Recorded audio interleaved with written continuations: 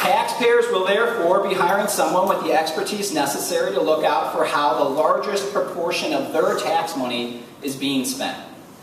Our agriculture and natural resources are also crucial areas in which the auditor can have a significant impact. Lake Erie, the Ohio River, and the vast array of our freshwater resources in Ohio are one of the taxpayers' greatest assets. Just ask anyone from Arizona. The #1 industry in Ohio, agriculture, thrives in substantial part because of our freshwater resources. Lake Erie produces more fish than all of the other Great Lakes combined, and yet the General Assembly and the governor are passing laws that put this important resource in danger. I'll give you a couple examples.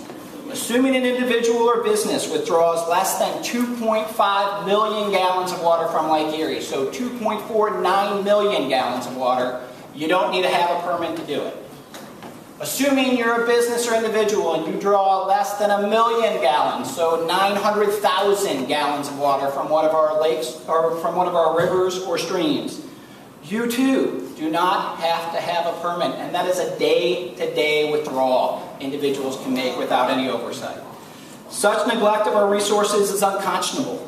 Another example, recently the EPA chief of soil and water resources was allegedly pushed out of his job after decades of service under Republicans and Democrats alike for allegedly trying to uphold federal and state water and soil laws. Safe water is vital to both our economic future and our quality of life and should be supported.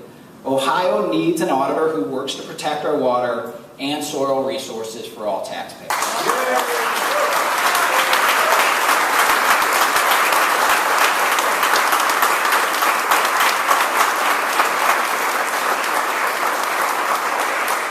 As I've mentioned before, my time in the legislature has been defined by a culture of extremism. The gerrymandering of our legislative districts is a threat to our very democracy and to the ongoing prosperity of our state. The incumbent auditor, governor, secretary of state, and Republican legislative leaders drew state legislative and congressional districts that favor the election of ideologues.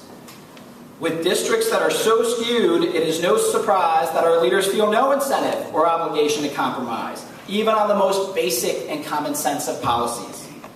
We need to elect individuals who understand that compromise is the very foundation of our democracy. While the reapportionment is still another election cycle away, I will campaign and fight for a majority of the districts in both chambers of the legislature to be competitive.